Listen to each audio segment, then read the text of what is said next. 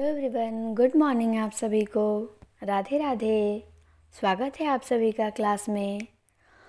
तो UGC net का previous year paper हम लोग सॉल्व कर रहे थे। 2009 तक हमने देख लिया है, 6, 7, 8, 9 का। आज हम देखेंगे 2010 का। नवंबर में ये एग्ज़ाम हुआ था। तो चलिए स्टार्ट करते हैं। पहला प्रश्न है आपके सामने, ध्यान से बिल्कुल सुनना है और बहुत अच्छे से याद होगा आप लोगों को। पहला प्रश्न है कि अष्टछाप के कवियों में प्रथम नियुक्त कीर्तनकार कवि कौन थे। तो अष्टछाप के कवियों में प्रथम नियुक्त कीर्तनकार कवि कुंभन दास थे।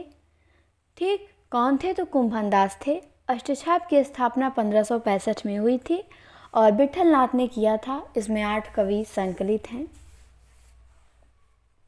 चलिए, दूसरा प्रश्न है कि जायसीकृत पद्मावत है।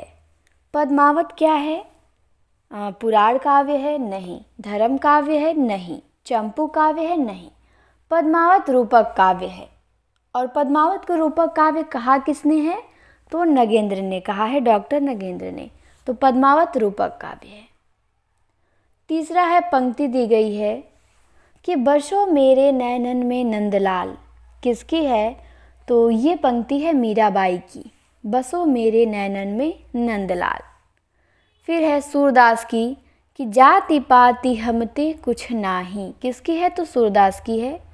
फिर है कि सोचत ही मन में रहियो कब पाऊँ इकठाऊँ, ये किसकी है? तो ये नंददास की है। फिर है कि मो मन गिरधर छवि पे अटकियो, ये किसकी है? तो ये कृष्णदास की पंक्ति है। चलिए आगे आते हैं 4 नंबर पे। 4 नंबर में दिया गया है अमीय हलाहल मद भरे श्वेत श्याम रतनार जियत मरत झुकी झुकी परत जेहि चितवत एक बार, किसकी पंक्ति है? तो ये रसलीन की पंक्ति है। किसकी है? तो रसलीन ने लिखा है कि अमीय हलाहल मद भरे श्वेत श्याम रतनार। बी ऑप्शन हमारा सही हो जाएगा। फिर नीचे भी कुछ पंक्ति दिया गया है केशवदास की। इनकी है कि देखे मुख भावे अनदेखई कमल चंदरी। फिर है सघन कुंज छाया सुखद शीतल मंद समीर, बिहारी की है। फिर है सलोने श्याम प्यारे क्यों ना आओ, घनानंद की है। चलिए आगे आते हैं 5 नंबर पे। 5 नंबर के प्रश्न में पूछा गया है कि बरवे रामायण किसकी रचना है। तो बरवे रामायण तुलसीदास की है। बरवे नायिका भेद रहीम ने लिखा है और बरवे रामायण तुलसीदास ने लिखा है। तो ये आपको ध्यान देना है। फिर साहित्य लहरी सूरदास की है। राजपंचाध्याय नंददास की है। विज्ञान गीता केशवदास की है। फिर है कि भरत मुनि के रस सूत्र में किसका उल्लेख नहीं है। तो भरत मुनि के रस सूत्र में स्थायी भाव का उल्लेख नहीं है। विभाव का है, अनुभाव का है, व्यभिचारी भाव का है, लेकिन स्थायी भाव का उल्लेख वो नहीं किए हैं। उनका सूत्र है कि विभावा नुभावे भिचारी संयोगात निष्पत्ति। तो ये भरत मुनि का सूत्र है, इसमें स्थायी भाव का उल्लेख नहीं किया गया है। अगला है प्रश्न 7 नंबर का कि साधारणीकरण कल्पना के उद्गाता कौन है। साधारणीकरण कल्पना के उद्गाता भट्टनायक हैं। कौन है? तो भट्टनायक हैं। पाठक, श्रोता या दर्शक में पाठ, दृश्य इत्यादि की रसानुभूति होना ही साधारणीकरण है और इसके प्रतिष्ठापक भट्टनायक हैं। फिर है 8 नंबर का कि शब्द की द्वयर्थी योजना से कौन सा अलंकार होता है। ये मोस्ट क्वेश्चन है, तो आपको ध्यान देना है कि शब्द की द्वयर्थी योजना से वक्रोक्ति अलंकार होता है। कौन सा अलंकार? वक्रोक्ति अलंकार। शब्द की द्वयर्थी योजना से वक्रोक्ति अलंकार होता है। बी ऑप्शन सही हो जाएगा हमारा। चलिए अगला है 9 नंबर का कि इनमें से कौन द्रविड़ परिवार की भाषा है। इंपॉर्टेंट क्वेश्चन है, ये टेस्ट में भी आया है। द्रविड़ परिवार की भाषा कौन है? उड़िया, बंगला, असमिया, कन्नड़। तो द्रविड़ परिवार की भाषा है कन्नड़। क्या है? तो कन्नड़ हो जाएगा, क्योंकि उड़िया, बंगला और असमिया ये भारोपीय परिवार की भाषाएं हैं। किस परिवार की? भारोपीय परिवार की। और कन्नड़ आपकी जो है ये द्रविड़ परिवार की भाषा है। 10 नंबर में दिया है कि किस क्षेत्र की बोली को काशिका कहा गया है। किस क्षेत्र की बोली को काशिका कहा गया है? तो काशिका कहा गया है बनारस की बोली को। ठीक, बनारस की बोली को काशिका कहा जाता है, ये भी ध्यान देना है। फिर पूछा गया है 11 नंबर में कि हिंदी प्रदीप के संपादक कौन हैं?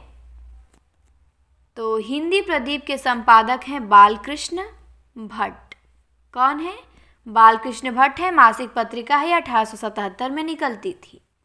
भारतेंदु जी हैं बाला बोधिनी की, 1874 में निकलती थी। सदा दर्श है 1874 में श्रीनिवास दास का, और भारतेंदु ने लिखा है 1883 भारतेंदु पत्रिका है 1883 में राधाचरण गोस्वामी की। चलिए 12 नंबर पे आते हैं। 12 नंबर में पूछा गया है कि तोड़ने ही होंगे मठ और गढ़ सभी। ये किसकी पंक्ति है कि तोड़ने ही होंगे मठ और गढ़ सभी? तो ये पंक्ति है मुक्तिबोध की। किसकी है? तो मुक्तिबोध ने लिखा है तोड़ने ही होंगे मठ और गढ़ सभी। फिर है रघुवीर सहाय की राष्ट्रगीत में भला कौन वह भारत भाग्य विधाता है। फिर है नागार्जुन की कि जन जन में ऊर्जा भर दे मैं उद्गाता उस रवि का। फिर निराला की है कि जल्द जल्द पैर बढ़ाओ झींगुर डट कर बोला। ठीक।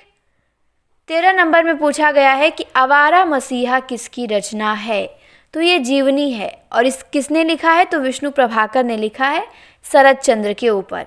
तो आवारा मसीहा जीवनी के लेखक विष्णु प्रभाकर हैं, 1974 में लिखे गए हैं, और इस जीवनी के 3 खंड हैं। ये आप लोगों को ध्यान देना है।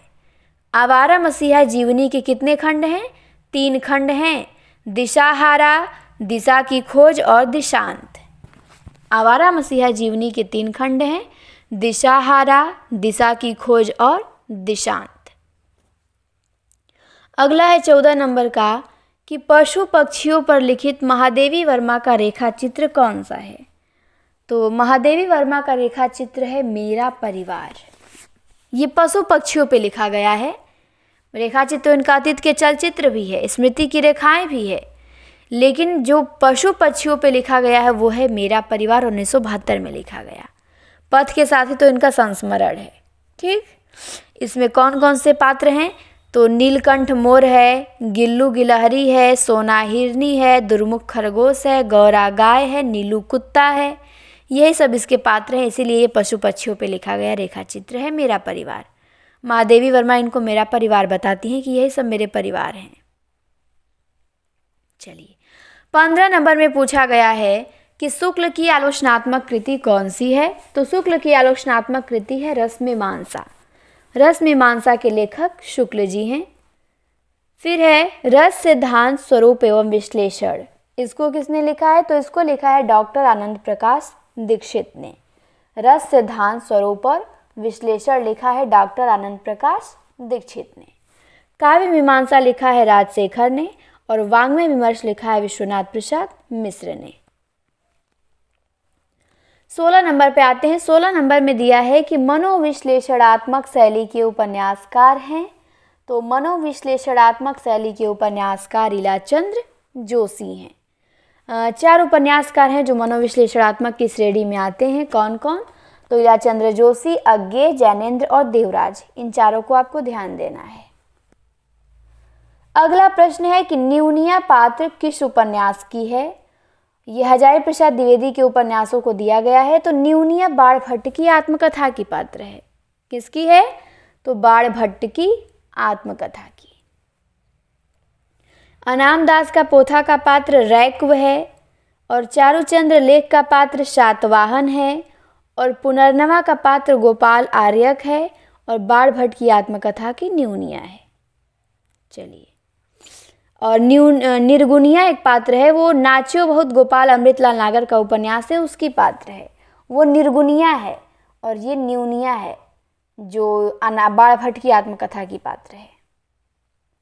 18 नंबर का है कि देवनागरी लिपि की उत्पत्ति किससे हुई है? तो देवनागरी लिपि की उत्पत्ति ब्राह्मी लिपि से हुई है। किससे? ब्राह्मी लिपि से। ये ध्यान देना है। ब्राह्मी लिपि से गुप्त लिपि की हुई, और गुप्त लिपि से कुटिल लिपि की, और कुटिल लिपि से देवनागरी लिपि की उत्पत्ति मानी जाती है।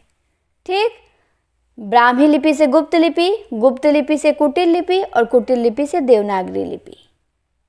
चलिए 19 नंबर में दिया है कि ठेले पर हिमालय किस विधा की रचना है। तो ठेले पर हिमालय निबंध है। किसका है? धर्मवीर भारती का निबंध है ठेले पर हिमालय। डी ऑप्शन हमारा सही हो जाएगा। 20 नंबर में दिया है वंदे वाड़ी विनायको। ये निबंध है रामवृक्ष बेनीपुरी का। किसका है? वंदे वाड़ी विनायको निबंध संकलन रामवृक्ष बेनीपुरी ने लिखा है। फिर है अगला 21 नंबर का। 21 नंबर में दिया है कि काल क्रम की दृष्टि से प्रेमचंद के उपन्यासों का सही क्रम बताइए। तो यहाँ पे अवरोही क्रम में हमें बताना है, मतलब बढ़ते से घटते के क्रम में। तो बढ़ते में सबसे पहले गोदान आ जाएगा 1936 में, फिर करम भूमि आ जाएगा 1933 में, फिर से रंगभूमि 1925 में, और फिर आपका सेवा सदन 1918 में। तो सबसे अंत में सेवा सदन आएगा 1918। 22 नंबर में दिया है कि काल क्रम की दृष्टि से कहानियों का सही अनुक्रम लिखिए। सब कहानियाँ दी गई हैं, इनका अनुक्रम बताना है। तो यहाँ पे आपका हो जाएगा सबसे पहले रानी केतकी की कहानी इंशाअल्लाह खां की है 1808 में। ठीक, फिर उसने कहा था 1915 में गुलेरी का। फिर शरणागत है वृंदावन लाल वर्मा का 1912 में। तिरिछ है 1989 में उदय प्रकाश का। तो केतकी की कहानी 1808 में है सबसे पहले, फिर उसने कहा था, फिर शरणागत है, फिर उसके बाद है तिरिछ। तो शरणागत को उसने कहा था से पहले होना चाहिए क्योंकि 1912 में ये है। 23 नंबर पे आते हैं। 23 नंबर में भी नाटकों का क्रम बताना है। तो अंधा युग है 1955 में, शारदिया 1959 में, मादा कैक्टस भी 1959 में है, और कोर्ट मार्शल है 1951 में। तो कोर्ट मार्शल सबसे पहले रहेगा और कोर्ट मार्शल सबसे लास्ट में रहेगा क्योंकि ये है 1991 में, और सबसे पहले अंधा युग रहेगा। तो यहाँ पे ऑप्शन गलत दे दिया है, ए वाला। ठीक, सब ऑप्शन यहाँ पे गलत दिया है, कोई एक सटीक नहीं दिया है। ठीक, तो यहाँ पे सबसे पहले हमारा डेट ध्यान दीजिए आपके। अंधा युग 1955 में है, फिर शारदिया 1959 में है, मादा कैक्टस भी 1959 में है, और कोर्ट मार्शल 1991 में है। 24 नंबर में आपको हजारी प्रसाद द्विवेदी के आलोचनात्मक ग्रंथों का क्रम बताना है। तो इनका ग्रंथ है, सबसे पहले आएगा सूर साहित्य। सूर साहित्य है 1938 में। ठीक, फिर आएगा हिंदी साहित्य की भूमिका 1940 में, फिर आएगा कबीर 1942 में इनका है, फिर आएगा हिंदी साहित्य उद्भव और विकास 1952 या 53 माना जाता है। तो सूर साहित्य 38 में, हिंदी साहित्य की भूमिका 40 में, और कबीर आएगा 42 में, और उद्भव और विकास 52 में। यहाँ पे भी रेखा चित्रों का क्रम बताना है महादेवी वर्मा के। तो महादेवी वर्मा के रेखा चित्रों में सबसे पहले आ जाएगा अतीत के चलचित्र। नहीं, महादेवी वर्मा का नहीं है, ये रेखा चित्र है, कई लेखकों का है। ठीक, 4 लेखकों का 4 रेखा चित्र दिया गया है, उनका क्रम बैठाना है। तो सबसे पहले महादेवी वर्मा का आएगा अतीत के चलचित्र 1941 में, फिर आएगा माटी की मूर्ति बेनीपुरी का 1946 में, फिर अमिट रेखाएं सत्यवती मलिक का 1951 में, फिर कुछ शब्द कुछ रेखाएं 1965 में विष्णु प्रभाकर का। तो सी ऑप्शन हमारा यहाँ पे बिल्कुल सही है। अतीत के चलचित्र 41 में, माटी की मूर्ति 46 में, अमिट रेखाएं 51 में, और कुछ शब्द कुछ रेखाएं 65 में, विष्णु प्रभाकर का है। 26 नंबर में आपसे पत्रिकाओं का क्रम पूछा गया है। कौन सी पत्रिका आएगी पहले? तो सदादर्श श्रीनिवास दास की पत्रिका है, 1874 में आएगी। ठीक, सदादर्श श्रीनिवास दास की पत्रिका है, 1874 इसका प्रकाशन वर्ष है, तो सबसे पहले आएगी ये। फिर है हिंदी प्रदीप है बालकृष्ण भट्ट का 1877 में, फिर ब्राह्मण है 1883 में प्रताप नारायण मिश्र का, फिर भारतेंदु पत्रिका है राधाचरण गोस्वामी की 1883 में। तो ब्राह्मण भारतेंदु एक दूसरे के आसपास ही हैं बिल्कुल। तो हमारा भी ऑप्शन सही हो जाएगा। सबसे पहले सदादर्श, फिर हिंदी प्रदीप, फिर ब्राह्मण, फिर भारतेंदु। 27 नंबर में निराला की रचनाओं का सही अनुक्रम पूछा है।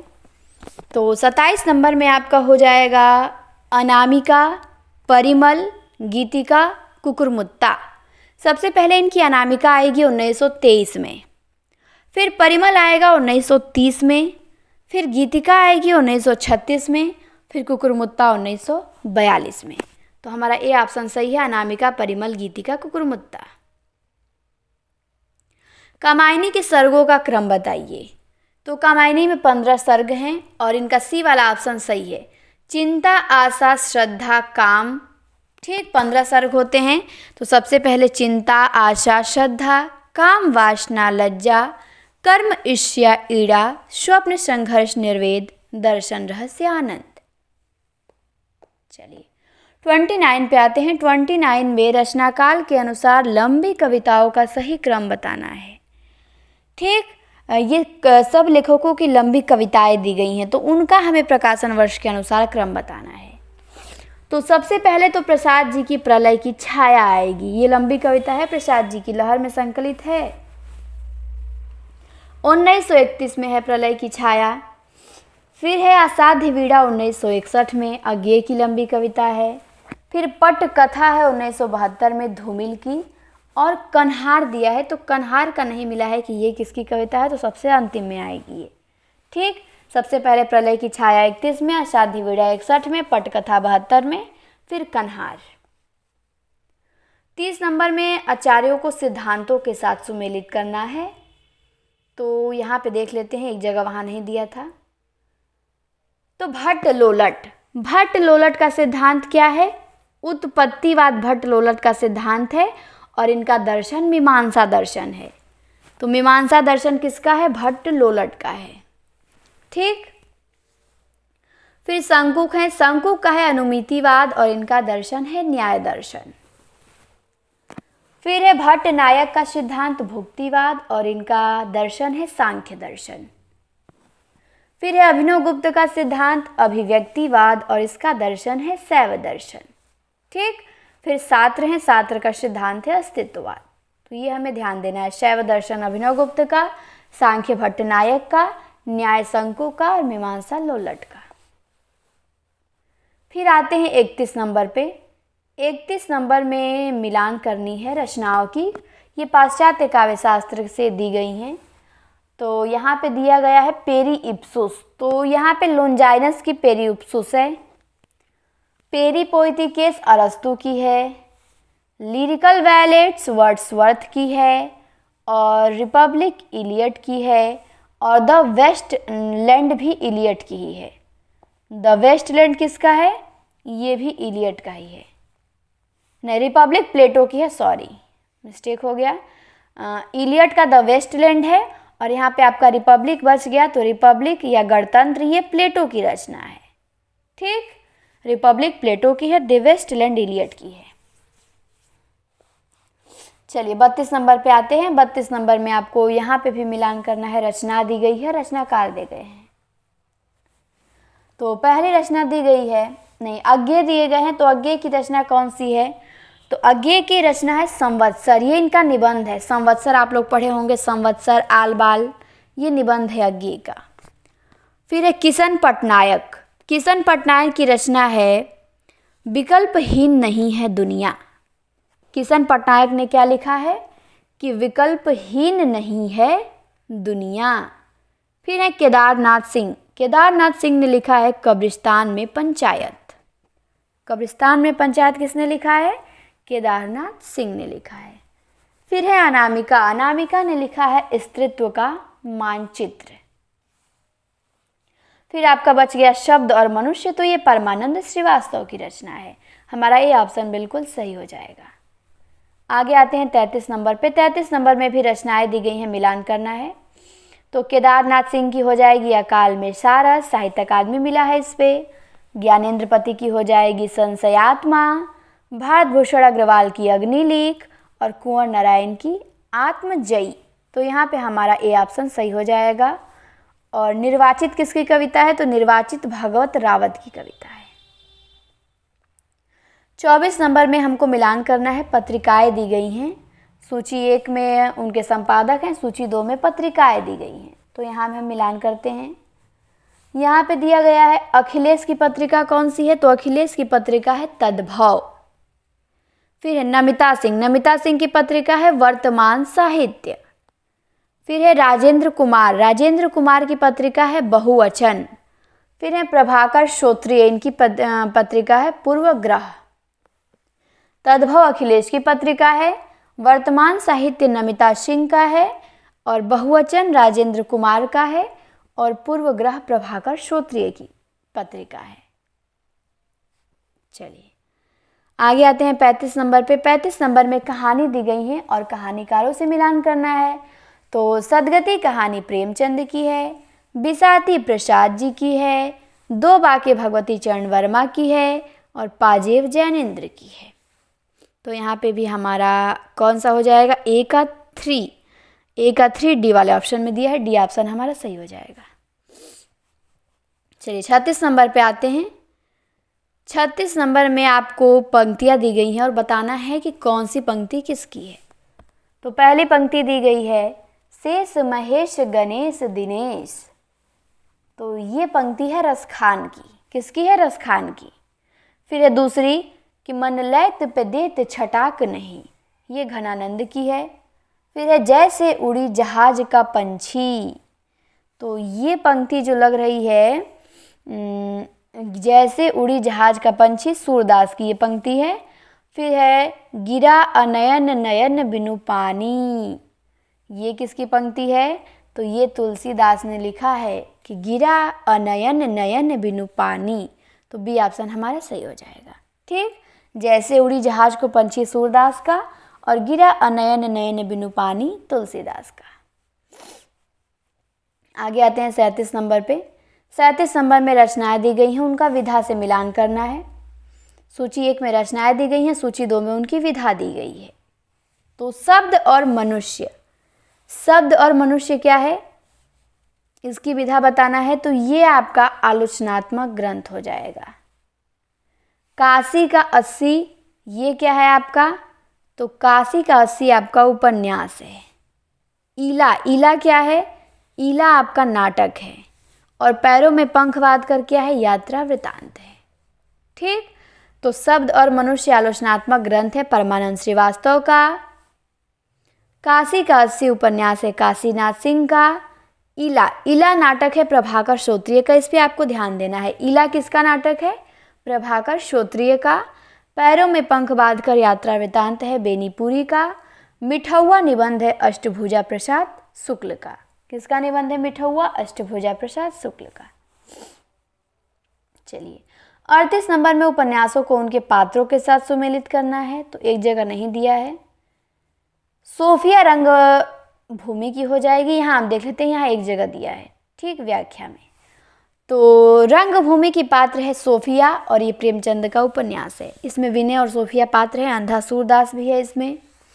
झूठा सच की तारा है जयदेवपुरी है। त्यागपत्र की मृणाल है प्रमोद है। अंधेरे बंद कमरे की नीलिमा है। और अपने अपने अजनबी में योके है सेल्मा है। तो ये ध्यान देना है। चलिए अब आते हैं 39 नंबर पे। 39 में आपको पात्रों को नाटकों के साथ सुमेलित करना है। सूची 1 में पात्र दिए गए हैं और सूची 2 में नाटक दिए गए हैं कि कौन से पात्र किस नाटक के हैं।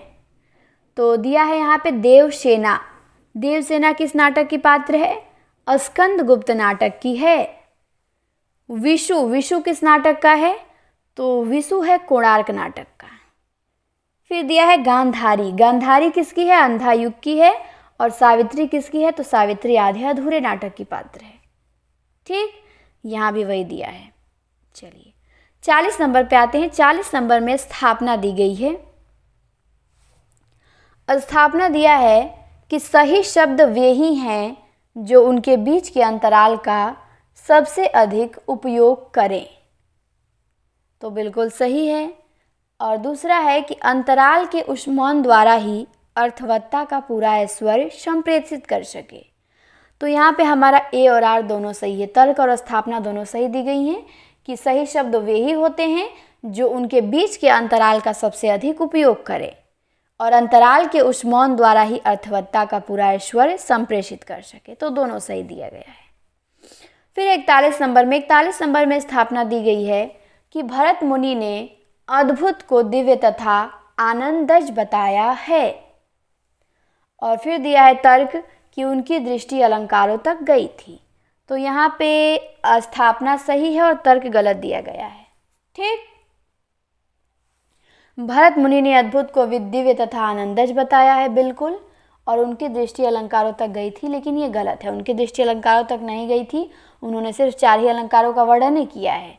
तो इसीलिए ये वाला क्या है, आर वाला कथन गलत है। और स्थापना आपका बिल्कुल सही दिया गया है।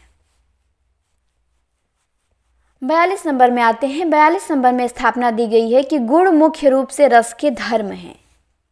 गुण जो है मुख्य रूप से रस के धर्म हैं। तो सही लग रहा है, बिल्कुल रस के धर्म होते हैं गुण। और दो तर्क दिया है कि इन्हें गौण रूप से शब्दार्थ के भी धर्म नहीं माना जाता। तो यहाँ पे तर्क गलत दिया है, क्योंकि गुण मुख्यतः रस के धर्म होते हैं और गौण रूप से इन्हें शब्दार्थ का धर्म माना जाता है। तो हमारा बी ऑप्शन हो जाएगा, स्थापना सही है, तर्क गलत दिया है। फिर आते हैं 43 नंबर पे। 43 नंबर में स्थापना दी गई है कि कवियों और दार्शनिकों की दृष्टि में विश्व भावमय है। तो बिल्कुल सही है, कवि और दार्शनिकों के लिए पूरा विश्व भावमय है। और तर्क दिया है, इसी कारण जीवन की ठोस वास्तविकताओं से पलायन की प्रवृत्ति पनपी है। तो तर्क गलत दिया है, लेकिन स्थापना यहाँ पे बिल्कुल सही दी गई है। 44 नंबर में स्थापना दी गई है कि प्रेम जब व्यष्टि सौंदर्य से ऊपर उठता है तब वह आध्यात्मिक बन जाता है। और बिल्कुल सही है ये, प्रेम जब व्यष्टि सौंदर्य से ऊपर उठेगा तो वह आध्यात्मिक हो जाता है। और तर्क दिया है क्योंकि प्रेम आध्यात्मिक होता है, ये गलत है। प्रेम आध्यात्मिक होता नहीं है, ठीक, वो आध्यात्मिक बनाया जाता है। तो वो आध्यात्मिक नहीं होता है, ये गलत है। स्थापना सही है, तर्क गलत दिया गया है यहाँ पे भी। फिर आते हैं 45 नंबर में। 45 नंबर में स्थापना दी गई है कि काव्य का सत्य असाधारण होता है। क्या दी गई है स्थापना? कि काव्य का सत्य असाधारण होता है। बिल्कुल सही है। और तर्क दिया गया है क्योंकि वह सामान्य सत्य से मिलता है। तो तर्क यहाँ पे गलत दिया गया है, वो सामान्य सत्य से नहीं मिलता है। तो स्थापना सही है कि काव्य का सत्य असाधारण होता है, लेकिन तर्क गलत है कि सामान्य सत्य से मिलता है, ये गलत बात है। तो 45 क्वेश्चन हम लोगों ने अपने कंप्लीट किए और इसके बाद 5 गद्यांश के दिए हैं। इनको लेके हमारे 50 प्रश्न क्या होते हैं, पूरे होते हैं। तो यूजीसी नेट का हमने नवंबर 2010 का पेपर देख लिया। अब अगले वीडियो में हम जून 2010 का पेपर देखेंगे। उम्मीद करते होंगे आप लोगों को अच्छी लगी होगी क्लास। कम समय में हमने पेपर को पूरा कर लिया। ये फास्ट रिवीजन के लिए आप लोगों को बहुत अच्छा है, ठीक। जो कम समय में रिवीजन करना चाहते हों वो बिल्कुल कर सकते हैं इसे। तो चलिए फिर मिलेंगे हम अगली क्लास में। आज के लिए इतना ही। क्लास अच्छी लगे तो शेयर करिएगा सभी के यहाँ। आप सभी को क्लास देखने के लिए धन्यवाद।